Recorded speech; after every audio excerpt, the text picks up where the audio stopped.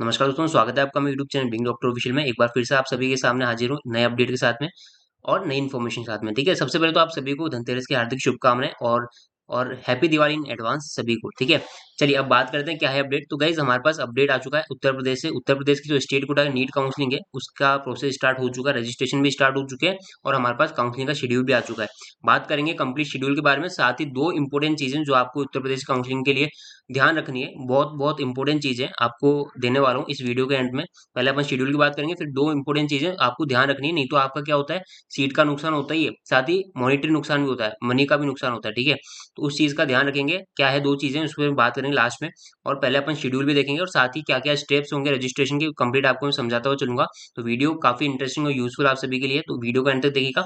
साथ ही make sure to subscribe this channel, आप इस चैनल को जरूर सब्सक्राइब कर लीजिए। काउंसलिंग रिगार्डिंग हर एक अपडेट, चाहे वो स्टेट कोटा से हो, चाहे वो ऑल इंडिया कोटा से हो, एमबीबीएस, बीडीएस, वेटनरी, आयुष, सभी काउंसलिंग के अपडेट्स इन्फॉर्मेशन हमारे चैनल के माध्यम से मैं लगातार आप सभी को दे रहा हूँ। तो चैनल को सब्सक्राइब कर लीजिएगा, साथ ही हमारे टेलीग्राम और इंस्टाग्राम पेज को जरूर से फॉलो कर लीजिए। सभी लिंक मैंने डिस्क्रिप्शन बॉक्स में दे रखा है। ठीक है, चलिए अब बिना देर किए बढ़ते हैं वीडियो की तरफ, जान लेते हैं क्या है शेड्यूल उत्तर प्रदेश काउंसलिंग का। तो गाइज हमारे पास शेड्यूल आ चुका है उत्तर प्रदेश के, काफी वेट के बाद में हमारे पास शेड्यूल आ गया है, ऑफिशियली गवर्नमेंट की तरफ से रिलीज कर दिया गया है। तो सबसे पहले तो रजिस्ट्रेशन का प्रोसेस जो है वो स्टार्ट हो चुका है आज से। 22 अक्टूबर से लेकर के 28 अक्टूबर तक ये रजिस्ट्रेशन चलेंगे, यानी आप 28 अक्टूबर दोपहर 2 बजे तक रजिस्ट्रेशन करा सकते हैं स्टेट कोटा काउंसलिंग के लिए। अब यहाँ पर जो आपको बता दूं, उत्तर प्रदेश एक ओपन स्टेट है, तो यहाँ पर उत्तर प्रदेश के डोमिसाइल कैंडिडेट जो है वो तो अप्लाई कर ही सकते हैं गवर्नमेंट एंड प्राइवेट कॉलेज दोनों के लिए। लेकिन अदर स्टेट जो कैंडिडेट्स हैं, यानी उत्तर प्रदेश के बाहर के जो कैंडिडेट्स हैं, उत्तर प्रदेश के नॉन डोमिसाइल जो कैंडिडेट्स हैं, वो भी इसमें अप्लाई कर सकते हैं फॉर प्राइवेट कॉलेजेस ओनली। ठीक है, प्राइवेट और एनआरई कोटा के लिए आप अप्लाई कर सकते हैं, अदर स्टेट के कैंडिडेट्स भी। ठीक है, तो चलिए अब रजिस्ट्रेशन का जो लास्ट डेट है गाइस वो 28 अक्टूबर है, इससे पहले आपको रजिस्ट्रेशन करा लेना होगा। अब यहाँ पर रजिस्ट्रेशन की जो फीस पेमेंट की जो डेट है 22 से लेकर 28 अक्टूबर तक ही है, दोपहर 2 बजे तक आप पेमेंट कर सकते हैं।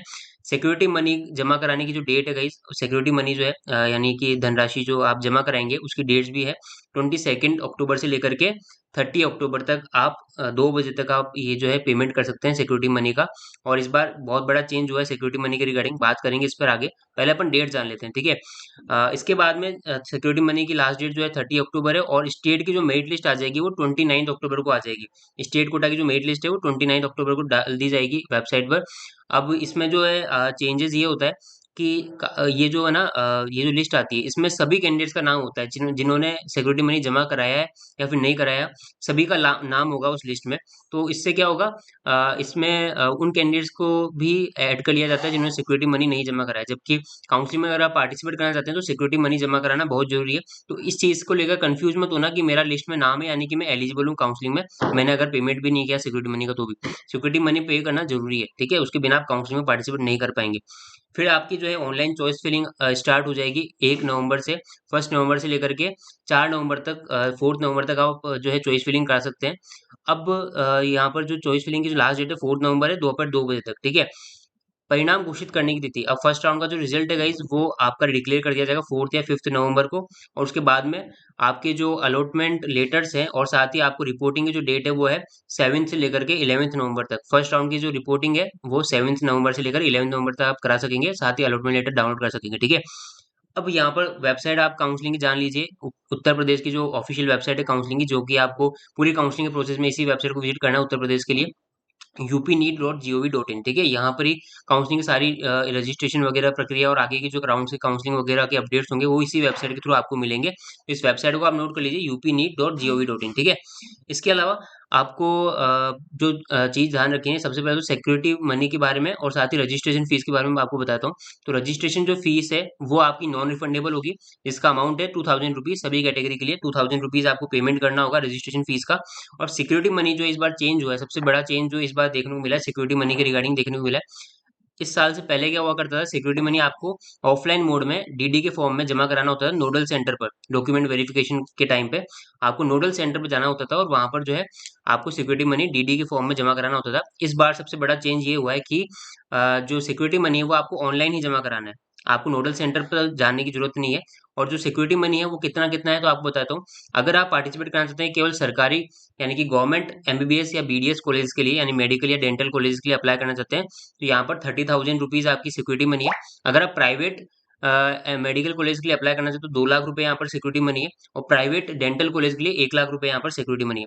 मान लीजिए आपका मन है कि मैं एमबीबीएस बीडीएस की गवर्नमेंट प्लस प्राइवेट दोनों के लिए अप्लाई करना चाहता हूँ, तो आपको 2 लाख रुपए की सिक्योरिटी मनी पेमेंट करना होगा, है ना। तो इस चीज का ध्यान रखें। तो ये सिक्योरिटी मनी के रिगार्डिंग था, और आपको ऑनलाइन इस बार जमा करानी है, कोई भी ऑफलाइन मोड में या डीडी के फॉर्म में नहीं जमा कराना है, नोडल सेंटर पर जाकर, ठीक है। और बाकी सारी सूचनाएं जो है आपकी वेबसाइट आपको दे रखी है, यहाँ पर मिल जाएगी। अब जो इम्पोर्टेंट आपको मैं बताता हूँ स्टेप्स जो होंगे काउंसलिंग के, सबसे पहले तो आपको विजिट करते रहना है, आपको सभी अपडेट्स इसी वेबसाइट पे मिलेंगे। अब रजिस्ट्रेशन के जो स्टेप्स है वो आपको बताता हूँ। सबसे पहले आपको जो है आपका जो स्टेप 1 है वो रजिस्ट्रेशन कराना होगा, ठीक है। रजिस्ट्रेशन स्टार्ट हो चुके हैं, आप लोग अपना जो है इस तरह से रजिस्ट्रेशन कराएंगे।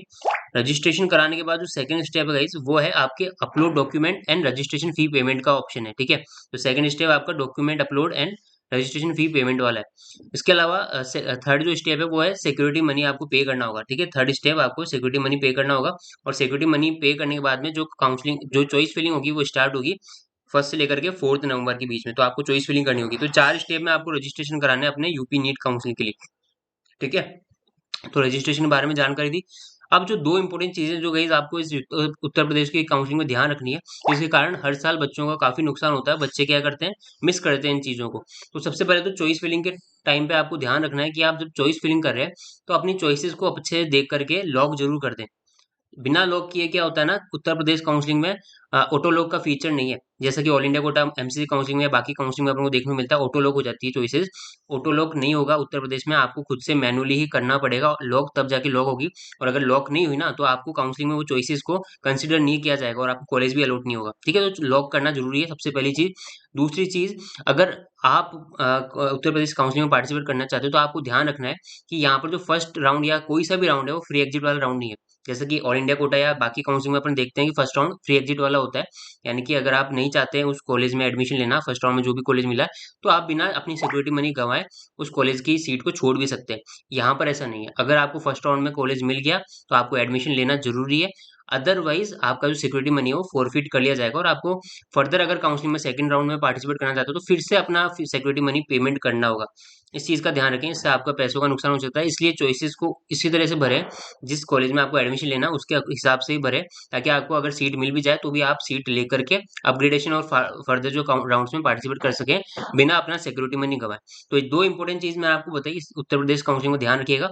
और बाकी जो स्टेप्स और अपडेट्स होंगे मैं आपको अपडेट करता रहूंगा, चैनल को जरूर सब्सक्राइब कर लीजिएगा। तो फिलहाल के लिए गाइस वीडियो में इतना ही, मिलते हैं अगले वीडियो में नए अपडेट और इन्फॉर्मेशन, तब तक के लिए Jai Hind, take care, thank you so much for watching.